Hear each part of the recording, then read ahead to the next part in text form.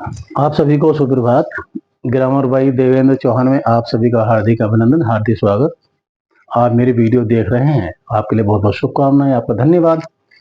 आज की इस वीडियो में बात करेंगे सिंथेसिस के अंतर्गत सिंपल सेंटेंसेस पास्ट पार्टिसिपल का यूज करके।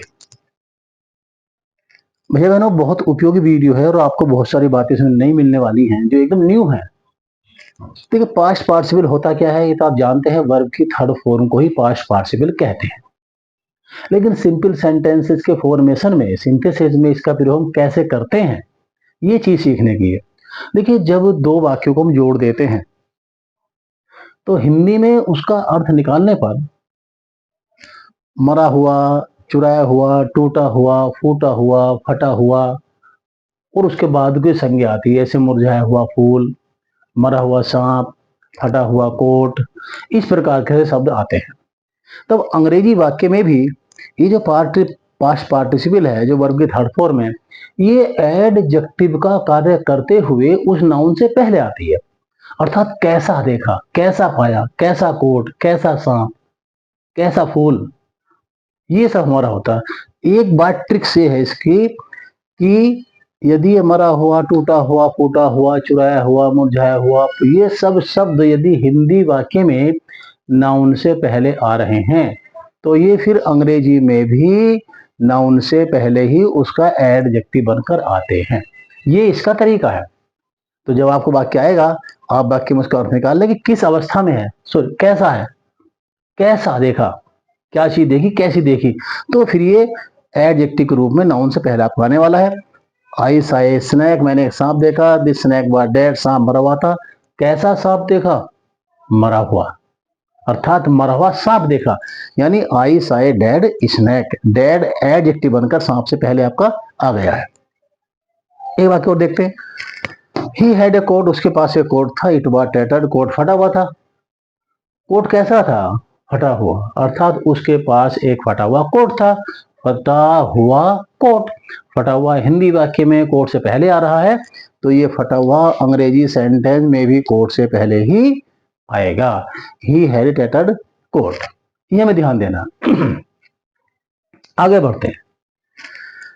अभी हम देखा है कि ये चुराया हुआ, टूटा हुआ, फूटा हुआ, अर्थात डेड है या आपका टैटर्ड है, ये नाउन से पहले आ रहा है, लेकिन ये नाउन के बाद भी आते हैं।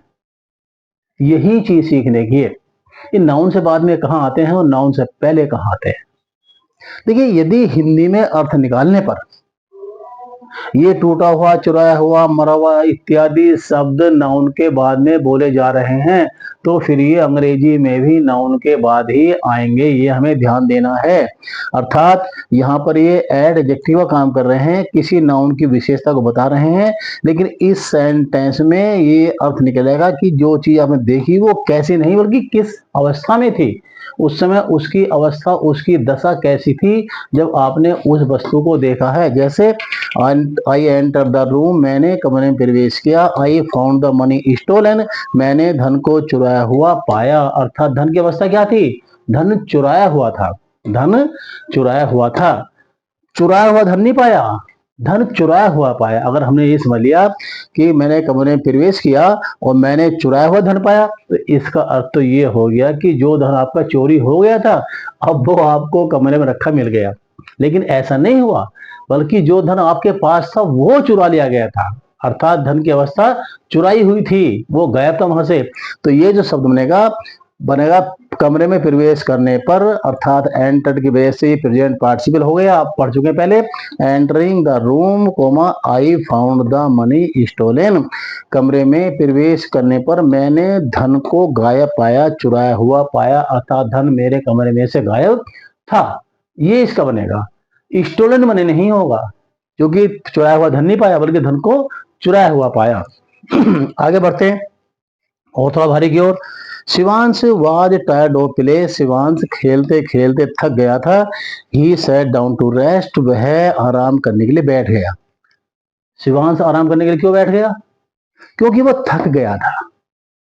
ये कारण था, ये परिणाम हुआ।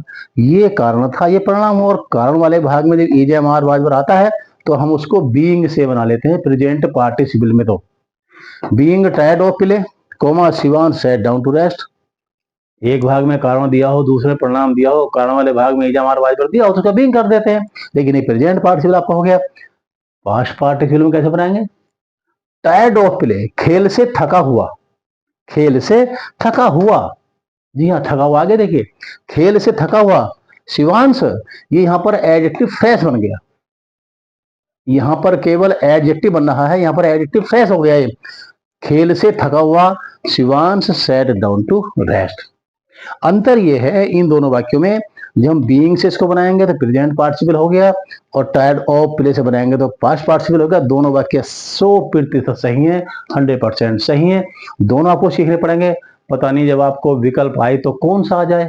हाँ, बस ये प्रेजेंट पार्टिसिपल और ये पास्ट पार्टिसिपल है।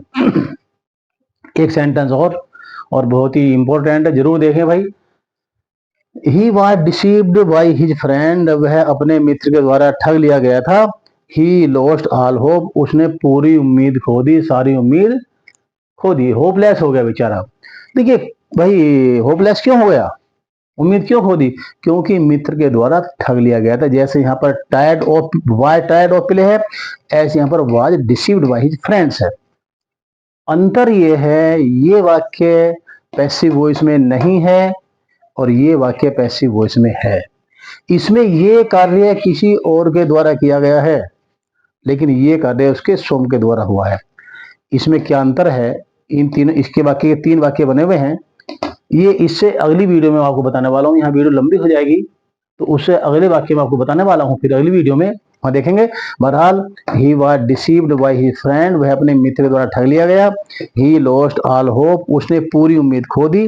अर्थात बीइंग डिसीव्ड, बीइंग डिसीव्ड थक करके, हैविंग बीन डिसीव्ड थका हुआ, और डिसीव्ड बाई फ्रेंड, तीनों ही सही हैं। लेकिन इन तीनों के सेंस में अंतर क्या है, इन तीनों के भाव में अंतर क्या है, ये मैं आपको अगली वीडियो में बनाने वाला हूँ। तीनों ही वाक्य 100% सही हैं, चाहे आप बीइंग डिसीव्ड कर दें, चाहे आप हैविंग बीन डिसीव्ड कर दें, और चाहे आप डिसीव्ड बाई हिज फ्रेंड्स कर दें, ये तीनों वाक्य सही हैं। लेकिन ये वाक्य हैविंग बीन टायर्ड से नहीं बनेगा, ये वाक्य हैविंग बीन टायर्ड से नहीं बनेगा। ये अंतर आपको इससे अगली वीडियो में मिलने वाला है। कोई समस्या है तो आप जरूर मालूम करें। बेस्ट ऑफ लक, और सचमुच काम की चीज़ है तो प्लीज़ शेयर करें, लाइक करें, कमेंट करें। बहुत बहुत धन्यवाद। Best of luck.